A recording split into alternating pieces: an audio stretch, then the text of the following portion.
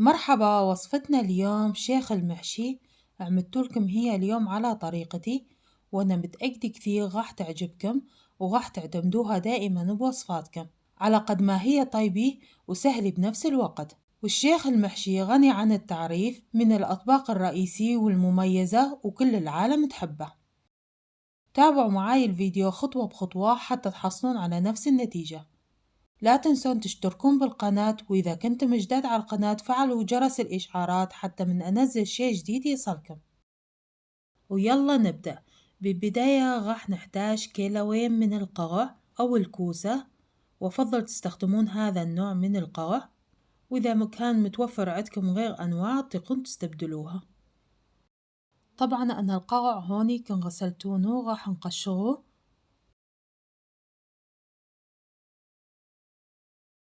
وبعد ما كملنا تقشير القرع راح نقص راس القرع وننظفه من البقايا الزايدة بهاي الطريقة، ونقسم القرعاية الوحدة إلى قسمين من الوسط بهذا الشكل، ونكمل باقي الكمية بنفس الطريقة ونفس الخطوات إلى أن نكمل كل الكمية الموجودة عندنا.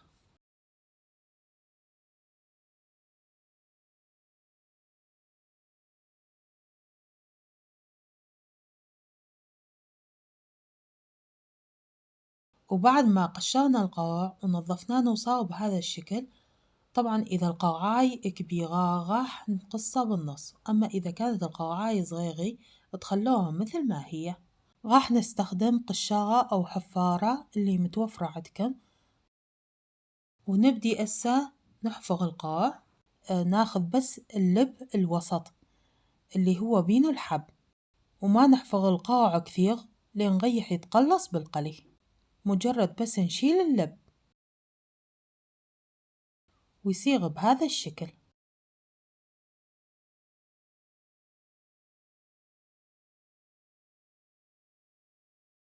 ونكمل باقي الكمية بنفس الطريقة.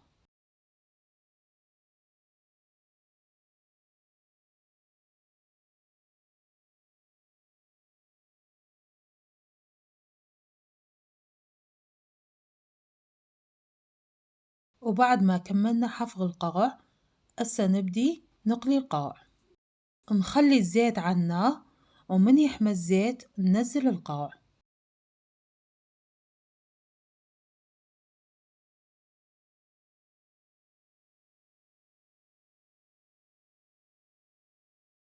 ومن يبدي ينقلي القرع ويتغير لون القرع راح نبدي نقلب القرع بهاي الطريقة حتى يستوي القرع من الجهتين ويتغير لونه إلى أن تشقر ويصير بهذا اللون. بس أهم شي تنتبهون أن القرع لازم يستوي من الداخل ويصير بهذا الشكل. ونكمل باقي الكمية بنفس الطريقة إلى أن نكمل كل الكمية الموجودة عندنا. وطبعا لب القرع ما راح نتركه، ريح نقلينه ونخلينه بأسفل الدست. وهسه نبدي نحضر الحشوي. راح نحتاج شوية زيت ونضيف عليها نص كيلو من اللحم المفروم، وأفضل أنه تستخدمون اللحم المفروم اللي بينه شوية طرف أو لية، يكون دهين شوية.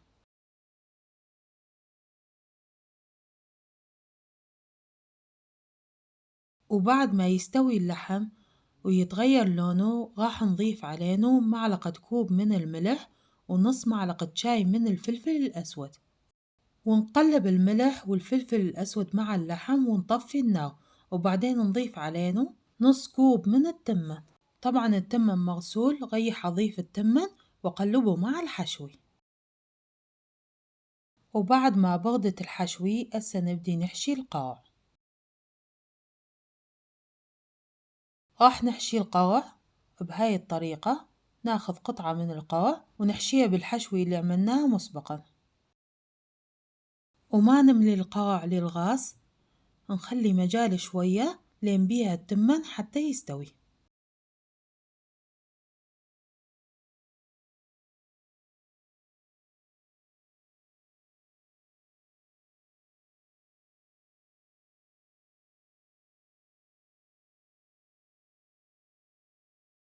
ونخلي القوعاي وحدي مع اللوخ بهاي الطريقة حتى لا تطلع الحشوي منه.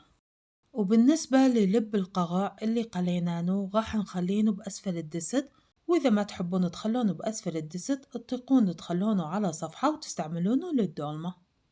وأسا نبدي نصفط القغع، راح نصفط القغع ونخلي وحدي مع اللوخ حتى لا تطلع الحشوي منه، ونصفطهم بالتساوي ونحاول ما نخلي بيناتهم فراغات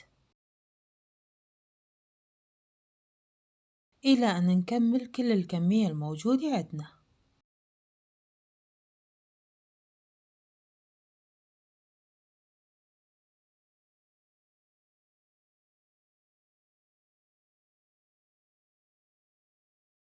وبعد ما كملنا القاع كله هسا نبدي نحضر الصوص.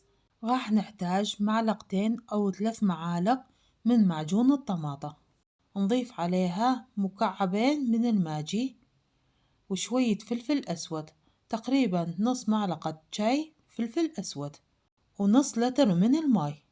جايز تحتاجون شوية أزيد ماي أو شوية أقل حسب الكمية اللي انتم راح تحضروها. نخلط المواد كلش مليح إلى أن تتجانس. بالنسبة للماجي تطيقون تستبدلونه بالملح. راح أضيف شوية بقدونس، أضيفه على الوجه بهاي الطريقة، ومرات أخلي شوية بقدونس مع الحشوي. طبعا هاي الإضافة تنطي نكهة كثير طيبة للشيخ المحشي، جربوها وقولوا لي رأيكم بيها. وأسا نبدي نصب الخليط أو الصوص اللي حضرناه، ونضيف بعدين علينه ماي إلى أن يتغطى كل القوع الموجود عندنا.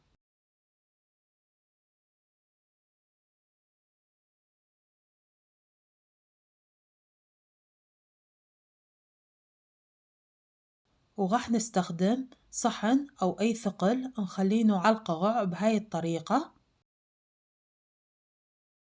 وبعدين نخلي الدست على النار.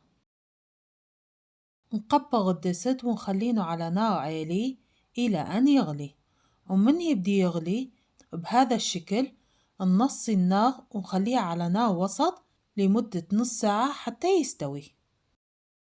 وبعد نص ساعة راح يستوي. نقدم الشيخ المحشي مع التمن بالشعرية، وألف عافية على قلبكم.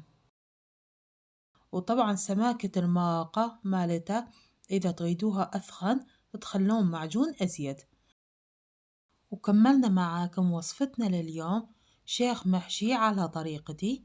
أتمنى تعجبكم وتقولوا لي رأيكم بيها بالتعليقات، ولا تنسون تشتركون بالقناة وتفعلون زر الجرس، وإذا كنتم جداد على القناة فعلوا جرس الإشعارات حتى من أنزل شيء جديد يصلكم.